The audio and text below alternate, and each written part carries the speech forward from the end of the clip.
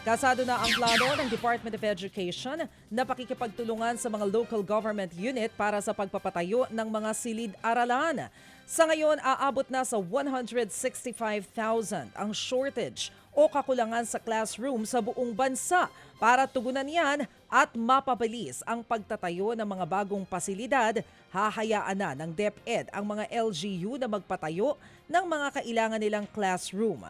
Mayroon naman daw master list ang DepEd para matukoy kung saan-saang lugar dapat prioridad na paglagakan ng pondo. Titingnan din ng ahensya ang kakayahan ng mga LGU na magpatayo ng mga classroom.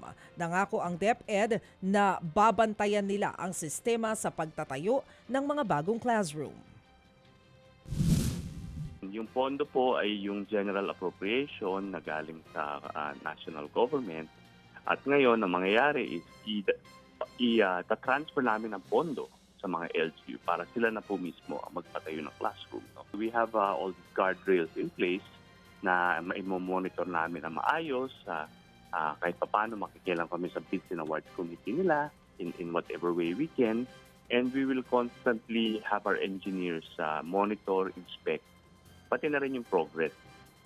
Yan ang tinig ni DepEd Assistant Secretary Aurelio Bartolome. Samantala, naniniwala naman si House Committee on Suffrage and Electoral Reforms Chairman at Lanao del Sur Congressman Zia Alonto Adjong na mas madaling lulusot ang Anti-Political Dynasty Bill kung hanggang second degree of consanguinity or affinity ang ipagbabawal lang sa ilalim ng panukala. Paliwanag ni Adjong, mas praktikal at madaling maipatutupad ang ganitong panukala kumpara sa Anti-Political Dynasty Bill na hanggang fourth degree ang ibaban dahil mahihirapan ng COMELEC na i-disqualify ang mga magkakaanak na kakandidato sa sobrang dami ng posibleng tumakbo at mag-file ng kandidatura tuwing halalan sa buong bansa. Yung po yung version ng leadership na isa sa national, isang local, no? At isang munisipyo, no? If we do that po, I think mas yun ang mas common na yun ang mas common po na na-receive po natin na mga versions. Supposedly ang the House of Representatives is a national position though elected locally, no? Kaya nga po meron din pong gray area diyan where actually do you determine Congress, no? Pero kung titingnan po natin, it's a national position. Yan ang tinig ni House Committee on Suffrage and Electoral Reforms Chair at Lanao del Sur Congressman Zia Alonto Adjong.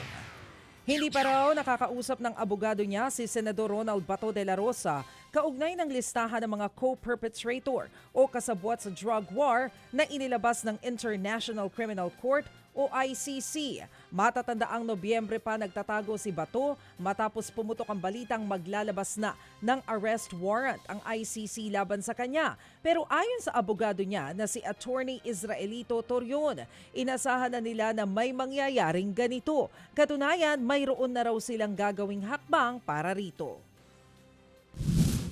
Yung mga hakbang na ang iba ay hindi po pwede na isasabi po sa publiko pag paumanhin niya no po kasi kaso po ito.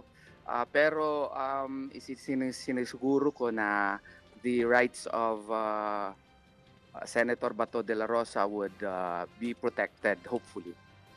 Yan ang tinig ni Attorney Israelito Torion, ang abogado ni Senador Bato de la Rosa.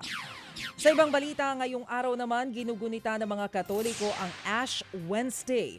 Hudyat ito ng pagsisimula ng Lenten season ng Simbahang Katolika kung saan malimit na sinasabayan ng pag-aanunsyo, pag-aayuno, fasting at pag-aalay ng munting sakripisyo.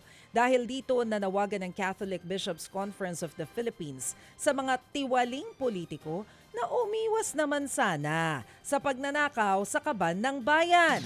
Isang paalala raw ang paggunita ng Lenten season na lahat ng buhay ay bumabalik sa alabok. Kaya magandang oportunidad daw ang Lenten season para magbagong buhay at magsisi sa nagawang mga kasalanan.